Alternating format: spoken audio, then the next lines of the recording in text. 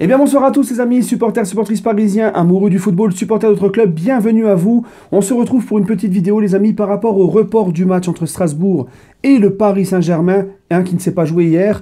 Alors je voudrais faire cette vidéo là parce que certaines personnes, j'ai entendu des consultants ou certaines personnes dire que c'était un avantage et c'était bien qu'on n'ait pas joué hier à Strasbourg. Moi je dis plutôt que non, il y a plus d'inconvénients que d'avantages et je vais m'expliquer.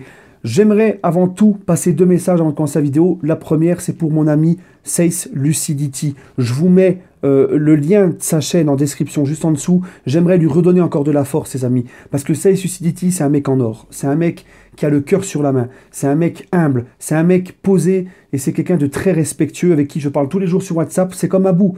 Abou, je parle tous les jours sur WhatsApp, mais Abou, on le connaît déjà, il a déjà sa chaîne qui est bien connue, etc. Et c'est à peu près le même qu'Abou, c'est un mec qui est naturel, un mec qui a la main sur le cœur, un mec, c'est vraiment une crème, un mec en or, vraiment des gens gentils. Donc, et c'est quelqu'un comme Abou, qui est objectif dans ses analyses, qui est posé dans ses analyses. Et quand je vois certains youtubeurs, que ce soit supporters parisiens ou d'autres clubs, je prends tout le monde, qui sont plus en mode putaclic, en mode enfantin, vidéo de gamin, tu vois, c'est un délire un peu enfantin, et que quand tu leur demandes de faire une analyse footballistique sur le PSG, il y a zéro, il n'y a plus personne. Certains même ne connaissent même pas les anciens joueurs du PSG et tout, tu vois ce que je veux dire? Et même dans d'autres clubs, que ça soit même pas que les Parisiens, mais des Marseillais, des n'importe. Voilà. Donc, mais eux, leur chaîne, elle cartonne. Alors moi, ça me fait chier quand je vois vraiment quelqu'un comme Say Suicidity qui a vraiment des super bonnes analyses posées, qui est lucide, qui est objectif sur les matchs du club, l'actualité du club, la situation du club. Et je me rejoins beaucoup dans toutes ces analyses. Si vous aimez vraiment ces analyses, si vous aimez mes analyses, si vous aimez vraiment mes vidéos et mon contenu, allez vous abonner à sa chaîne, donnez-lui de la force les gars. Donnez-lui de la force, allez vous abonner à sa chaîne, le lien est juste en dessous et vous verrez, vous ne regretterez pas. Mon deuxième petit point, c'est pour mon Snap. Oui, vous allez dire, il saoule, il insiste avec son Snap, mais c'est pas un problème. Pendant plusieurs vidéos maintenant, je vais faire tout le temps des vidéos une pub pour mon Snap. Parisien 88 DBRF, c'est vraiment le réseau sur lequel je veux vraiment me lancer. J'ai maintenant bientôt quasiment 600 abonnés sur Snap. Donc ça monte, ça commence à bien monter les amis. Vous allez me suivre toute la journée de ce que je fais, etc. Mon avis sur les choses politiques, sur les choses footballistiques, sur le club, sur le PSG, sur le foot, sur plein d'autres choses. Voilà. Donc n'hésitez pas à m'ajouter. Si vous n'avez pas Snap, créez-vous un Snap et ajoutez-moi. Voilà les amis. Bon, ceci étant dit, on va passer au sujet de la vidéo. Donc, j'ai entendu des gens nous dire que Strasbourg-PSG, c'était bien parce qu'on n'a pas joué, on va pouvoir se reposer et on va éviter les blessés. Donc là où je suis d'accord, c'est éventuellement sur les blessures. C'est vrai que, je l'avais dit dans mon avant-match vendredi, Strasbourg est une équipe qui va nous rentrer dedans. Strasbourg, on les connaît, c'est une équipe un peu de boucher. Ils vont pas hésiter à nous rentrer dedans. Neymar s'était pété la cheville face à Strasbourg l'année dernière. Donc voilà, Strasbourg, les gars, c'est vrai que au niveau des blessures, tu te préserves.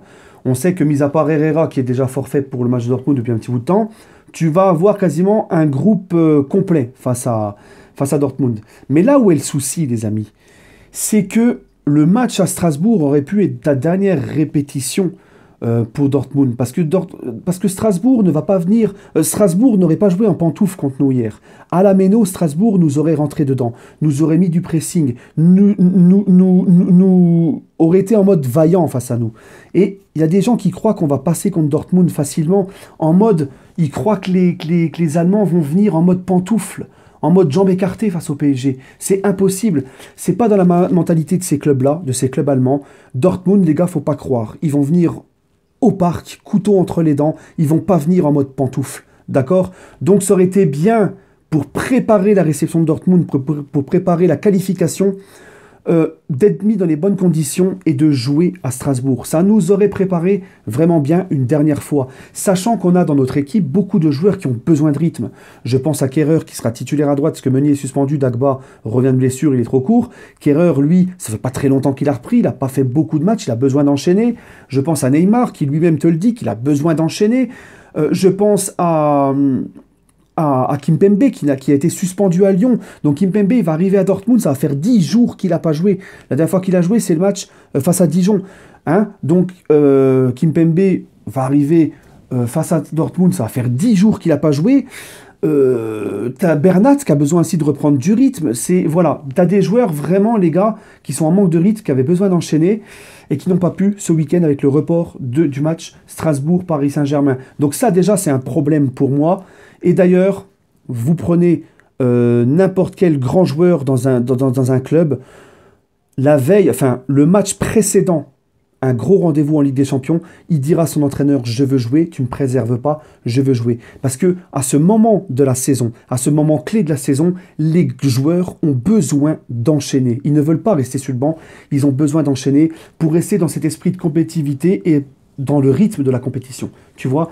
Et ça, pour moi, eh ben, c'est pas si bien que ça qu'on ait pas joué face à Strasbourg. D'autant plus que j'ai entendu que Tuchel a donné un repos aujourd'hui aux joueurs, alors qu'hier, t'as pas joué.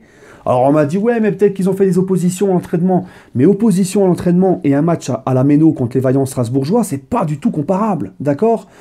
Donc là, Tuchel a encore fait une gestion à 3 jours de Dortmund. Tu donnes du repos à tes joueurs? Moi, je comprends pas. Franchement, je comprends pas. Sachant qu'on sait comment nos joueurs kiffent les soirées en boîte de nuit, les machins.